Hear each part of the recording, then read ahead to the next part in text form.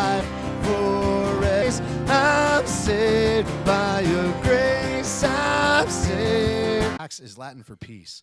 And we, Jesus Christ, house believe that as the Bible describes the early church, we're meant and events. And first week, have church with us in the morning. It'll be fun to have you join us, and we're going to express that freedom next week. And yeah, yay! Good call. Thank you.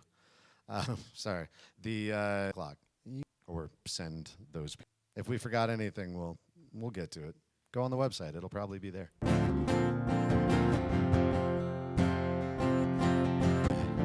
There is one who's stronger. One name holds every victory. One voice that silences the enemy.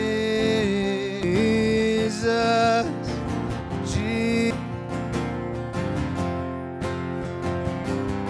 Power is real.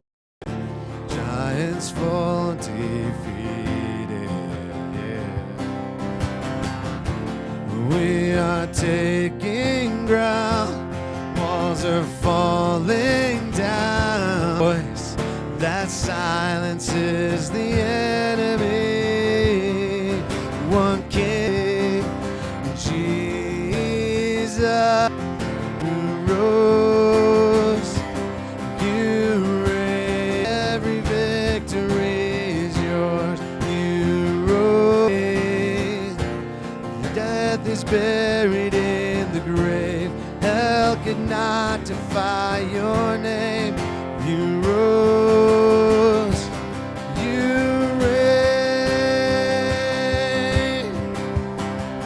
One name, one name, one King who reigns for all eternity. Jesus, Jesus, Jesus.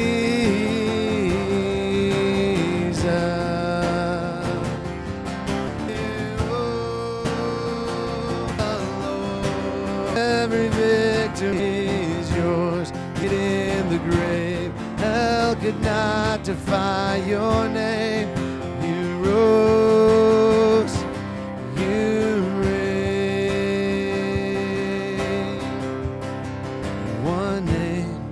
One name holds it.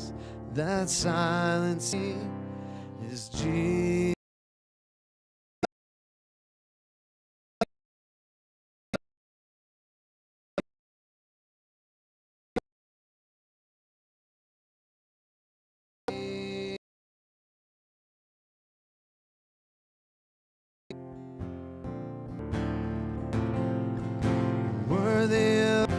Worthy of every breath we could ever breathe. We live for you.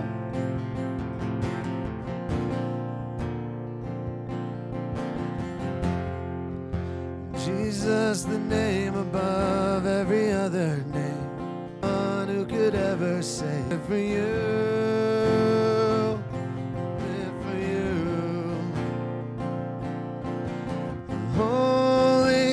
There is no one like you.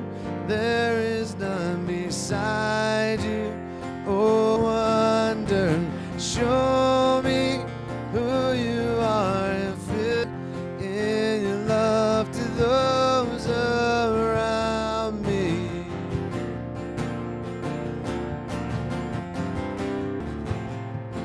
Could ever breathe, we live for you. It's the name above every other name.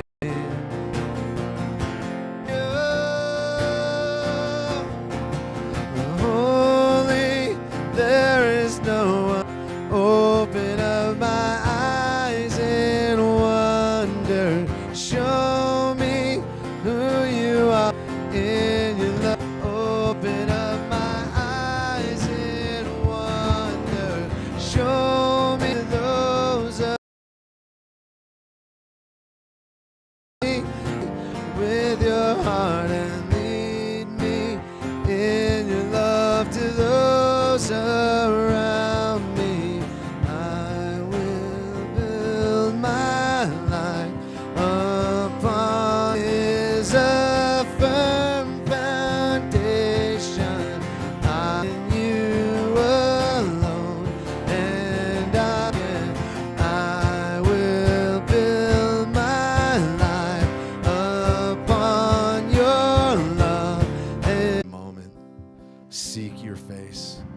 your kingdom, submit to your will.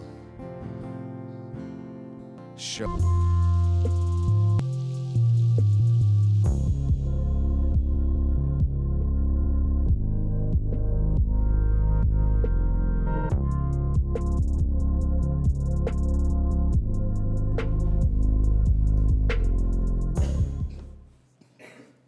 Welcome. Have a master's from a seminary. Several weeks, and we have several weeks more. Start in chapter 7, and I don't know about you, but we're going to be starting in chapter 7 and beginning in that. If you ever want to save your it's save at the top. For most of us, we don't even realize it, but we make assumptions and assessments and judgments all the time. I think it's with somewhere, whether you're going to fit in, whether you're going to enjoy it. So we're used to that as we go. But how often do we find ourselves saying things, he's always been that way? And I think that for us, when we and we're close to them, and we do kind of the polar opposite when we formed a judgment of should be the other way. The more that we, Matthew chapter grace, in the 6, and then we're going to break. Matthew chapter 7. Do not judge.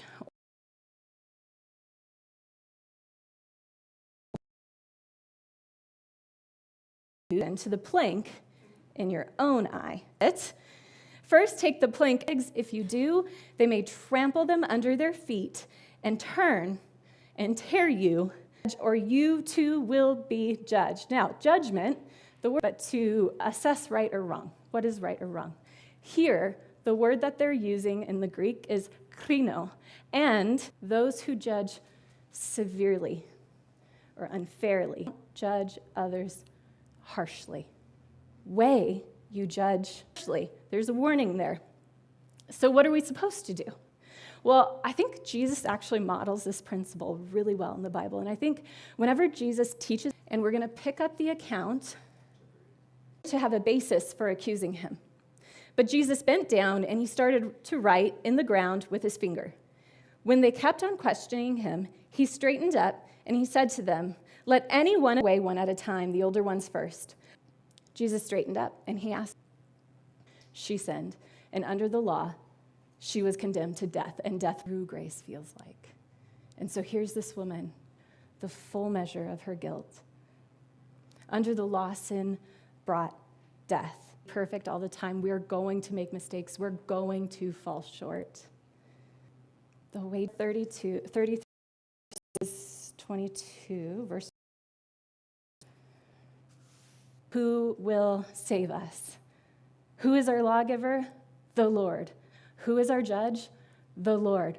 Only God can accurately judge us according to light, what is hidden in dark, that could accurately judge. So Jesus comes into this world, the only person. And what does he do? He who is without sin casts the first stone. Those who think that they drop their stones and they walk away. And so one by one they drop their stones at her.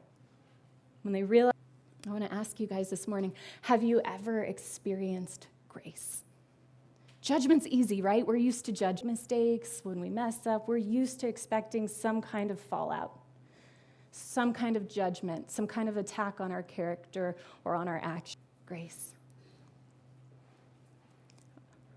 When I was younger, I want to tell you a little story about the first time I really, from Northern Ireland, was visiting our church. And so, Mandy, what are you doing? And at the end of the night, actually, it wasn't that much longer, after I was really, really tired, things were going great. Things were awesome. And I had friends. I'd made friends, which was cool. And our friends decided to have a party, because it was like New Year's and Christmas. Can do all those things. And one of the other interns and I had been drinking, and we drank, we got drunk.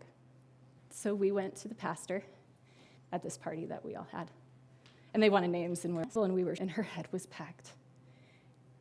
I got grounded for getting drunk. I want you to know I am someone who judgment comes very easily to, especially self-judgment, and produce. It can set her free when Jesus replaces judgment with grace. The world to condemn the world, but to save the world through him.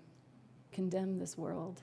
And everywhere we see Jesus act in the Bible when he comes, he doesn't call us to judge one another harshly, or for in the same way that we don't have a responsibility to them. See, Jesus model. So we're going to keep going and see how he does all of this. Hypocrite.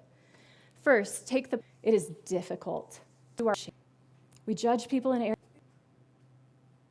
If you're someone who thinks it's not okay to be late all the time, you will judge the person next to you who's late all the time. And I said, but I'm yelling for